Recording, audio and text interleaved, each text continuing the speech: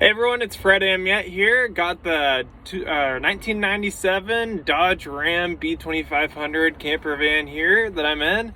I'm going to be working on it. Going to be doing a tune-up, including spark plugs, wire set, air filter, PVC valve, and I think that's it. So let's get started. Here's up close of the new spark plugs and the old ones. You see the old ones weren't in the worst shape. I've seen worse, believe it or not. Not too bad. Both the same brand, which is what's recommended on this engine for the 5.2 Magnum. It's the Autolite 5224. So that's the old one and the new one. The only difference is I've side gapped it. I'll put in a link below of some forums that recommend doing this. We'll see how it goes. Here's my completed side gapping of the spark plug here. You can see I cut the end off and gapped it to 40. Here is the part number. It's Autolite AP5224. I have a Dremel and a vise to complete this. Now, if you happen to have a Roadtrek, it's a 5/8 spark plug socket, and you're gonna need a swivel socket. Otherwise, the job seems to be pretty accessible once you take the doghouse out. Something else I recommend putting anti-seize. It's a copper anti-seize on your spark plugs to stop them from seizing in the block. And also, I would recommend some dielectric grease. I'll show that later. We got one spark plug wire complete of the wire set. I got the Denso first time fit set. Let me get a part number for you all. This is going to be, there's the part number. I'll put a link in the description for all these parts on Amazon. So this is, I really like this set. The links are awesome, and it also has this protective wire loom on it as well. Going on great. What I'm doing is I'm tracing my wires and making sure they go back the way I found them, so that it hangs tight to the engine and looks nice, as well as I'm aligning each one up with the length of the old one to make sure it is the correct length. Let's keep going.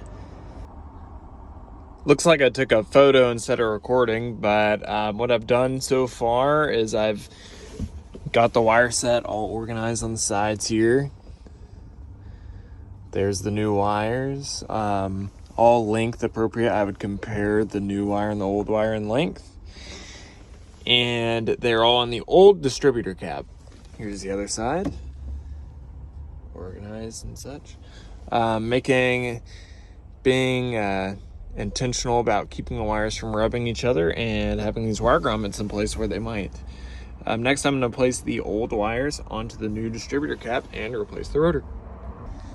All right, so we've got here the cap and rotor taken off. Actually wasn't able to organize it and keep the old rotor on with the wires, but thankfully there's plenty of diagrams. I'll include a picture of it after this. So here is the old cap. Pretty crusty, but I've seen worse. And here's the new one. You want to make sure it's, I believe, brass or copper, not the aluminum one. And you also want a cap with a vent so that condensation doesn't build up in there. Here is the old rotor. I'll zoom in on that. I'm really happy to be replacing these parts. They're super simple, and it's going to make a big difference. Here we have it. The cap and rotor are installed. Pretty good. Went on really easily. It's looking really organized. This is quite the easy. This is my first bigger job, I guess, on the van. Wow, there's lots of space to work on this. It's a pretty simple job. Next, what I'm gonna do, I have the OBD reader plugged in. I'll post a link to that below for y'all to buy. I think it's like $15, so I can read codes, clear codes. This van doesn't have a tachometer. It'll give me that. The fuel economy that it gives me is a little not inaccurate, but it'll also give me a temperature readout. Show me my thermostat is going well. If you're towing, it'd be good for that. So now I'm going to clear my codes, and we will see if it has the cylinder 5 misfire still. Okay, I cleared all the codes. Let's start her up. Engine lights off. Wow, it runs so smooth now. Okay, we've done some cleaning. Continuing on with the tune-up, I took the cap off and got all the rat poop off of it and cleaned it up. So, and also I've cleaned this as well. This is the air filter housing, cleaned it up. What I do want to show you is issue the engine was having and what I believe might be the problem. Here's the air filter. Installed this about 6,000 miles ago. See, it's pretty dirty and filled with oil, so I think my PVC valve has gone bad. There it is, right over there. Haven't taken it out yet, but that is next. Here is the crankcase filter we're going to be replacing.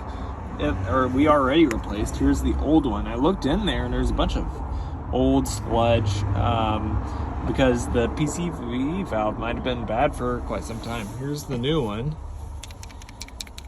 That's what it should sound like. So we're going to take it off and see if it is in fact a problem. Okay, I've taken the old PVC valve off and installed the new one. Incredibly easy. Now this one does have a rattle, but it seems very sluggish and like I have to try really hard to make it rattle. So hopefully that will help my problem. Really cheap and easy part.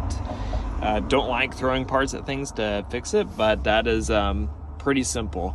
So here we have it. It's tuned up. The only other thing I think I'm going to do is put some fuel treatment in the engine, and that's all the work I'm doing for now. Got a new cap, rotor, new wire set, new spark plugs, side gapped, new crankcase filter, air filter, and PVC valve. One of the things that I do want to do that you can research on the forums is flatten this out. That is supposed to increase the fuel economy and the power on this engine. So I'm averaging about 15 miles per gallon right previously. The last tank I got was 16.2, but that was doing 60 to 65 miles per hour on the highway for most of that. So we'll see if this improves the fuel economy. Thank you for watching. Please subscribe to my channel for more content on Dale.